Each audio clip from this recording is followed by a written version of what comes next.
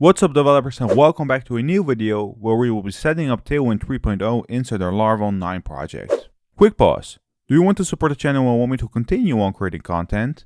Well, you can support the channel on Patreon right now, where you get benefits such as a private Discord group where you can share your coding issues and other developers will help you out. If you are interested to join, the link will be in the description down below. Since we're going to work with Eloquent real soon and we're going to build our actual project, we need to make sure that we set up some kind of front-end framework that easily beautifies our front-end. We can't dump all values we grab from the database all the time, because eventually we do want to make a working application. Developers that followed me before know that I'm a huge fan of Tailwind CSS. And since Tailwind 3 and Laravel 9 came out around the same time, I want to set up Tailwind 3 inside a Laravel project. We will be setting up Tailwind through CLI, but before we can do that, we need to make sure that we install NPM, which is a Node package manager. NPM works through Node. So let's navigate back to the browser. Let's open a new tab and let's go to nodejs.org. You should make sure that you install the recommended version and not the latest features. So install it, and I'll see you back inside the CLI once it's done. If your installation process went smoothly, you can simply run node -v, which will return the Node version number, which is 16.13 for me, that you just installed through their official website. With the installation of Node, you can easily install NPM. If you are a frequent Node user and you're not sure whether you got NPM installed or not, you can simply run npm-v. As you can see, I've got it installed, which is version 8.1.0. Don't worry, it's very easy to install NPM on your local machine. You simply need to run the npm install command. And this will basically install NPM for you, which will give you access to more than over 800,000 code packages. So do that, pause the video, and I'll see you back once you're done. Now NPM allows us to install Tailwind. So let's start off by doing that. Inside our project directory, let's write down npm install space -d. Then we need to define what we would like to pull in. In our case, we want to install Tailwind CSS. We're going to pull Tailwind CSS in as a post-CSS plugin, so space, post-CSS. We need to add one more thing right here before we can run this command. Tailwind CSS does not automatically add vendor prefixes to our CSS. Tailwind itself recommends you to install auto prefixer. So let's do that. Let's say space, auto prefixer. If we run this command, this might take a second, so I'll cut this part out, so pause the video and I'll see you back once it's done. Alright, we got a warning, which is completely fine, so let's skip that. So let's navigate back to our project directory, and right at the bottom we got a package.json file where you can find the dependencies and the associated versions that we just pulled in. Right here we have a Tailwind version of 3.0.24, post-CSS, Lodash, Laravel Mix, Axios, and Prefixer. Now Tailwind itself recommends adding a Tailwind configuration file inside the root of your directory, where you can add some configuration settings. You don't need to do this manually since it has a CLI command for it. So let's navigate to iterm and let's run npx tailwind css init. Keep in mind that running this command is not required. It's just an additional configuration file where you can override default Tailwind settings. As you can see, it created ours called tailwind.config.js, and let's actually open it. It's in the root of our directory. Alright. And since we created one, let's just add some data right here. We're not working with a basic .html file extension anymore, but Laravel works with a .blade.php extension. So let's make sure that we tell Tailwind that all files that have a .blade.php file extension needs to be checked for Tailwind classes. This can be done right inside of the content array. So let's hit enter, where we will be defining a string where we need to add the path to our resources folder where our views are stored. So let's add a string. Let's go to the root of our directory, so /. Let's go right inside of the resources folder, /, and let's add a double asterisk right here, which will tell Tailwind to look inside all folders and files in the resources folder.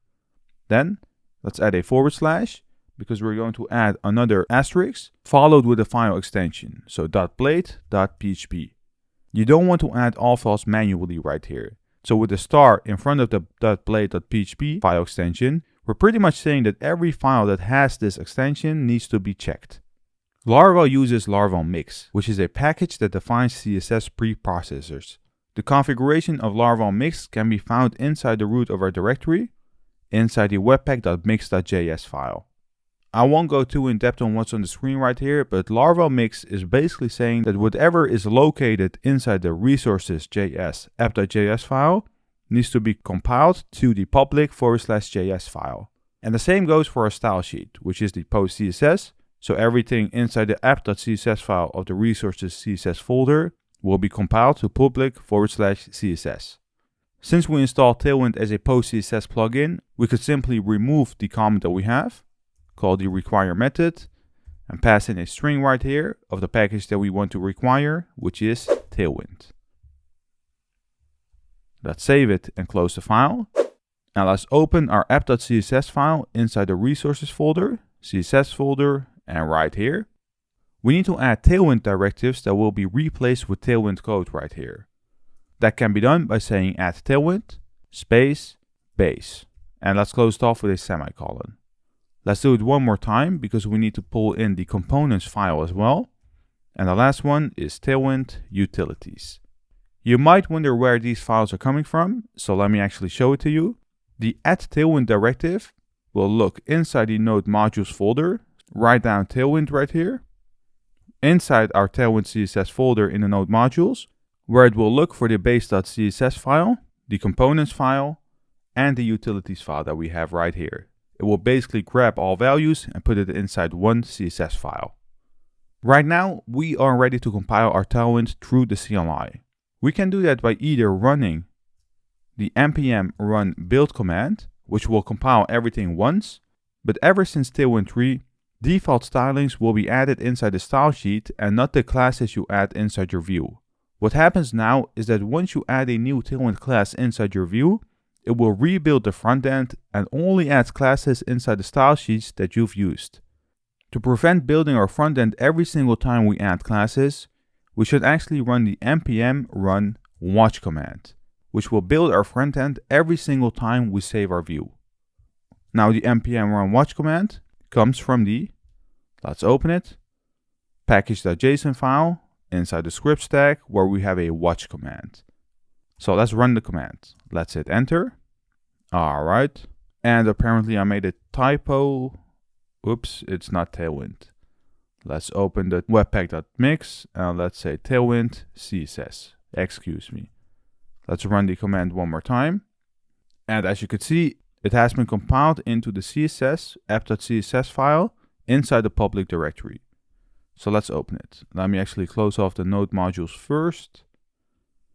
Public CSS app.css. Right here, you can see that we're currently using Tailwind 3.0.24.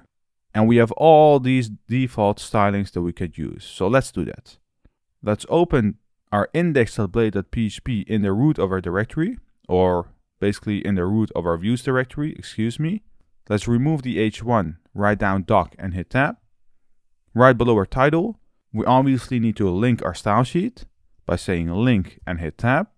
We're not going to add our path statically right here, so let's add blade directives. Call the asset method, which will look inside the public. Inside the asset method, let's add single quotes where we can select the css/app.css style sheet. Now let's test it out by going right inside of our body, write down h1, and let's say Tailwind 3.0. We do need to add some classes inside our h1 to make sure that it will be compiled inside our app.css file.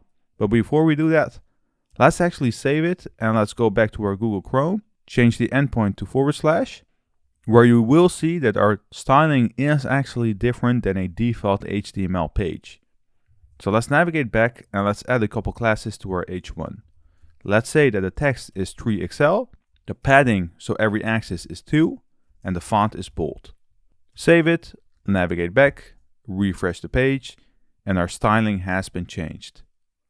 If we navigate back to our app.css file one more time, not the resources one, but the public one, scroll to the bottom, you'll see that we use 3 classes inside our index.blade, text 3XL, p2, font bold, and because we're running the npm run watch command, it has added these 3 classes that we just used inside our app.css file.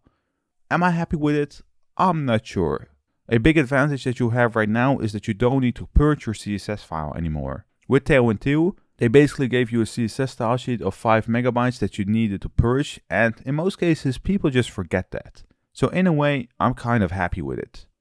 Now this was it for this video where we installed Tailwind 3 in a Laravel 9 project. In the next video, we will be focusing on variables and conditional statements in Blade. If you do like my content and you want to see more, leave this video a thumbs up. And if you're new to this channel, please hit that subscribe button.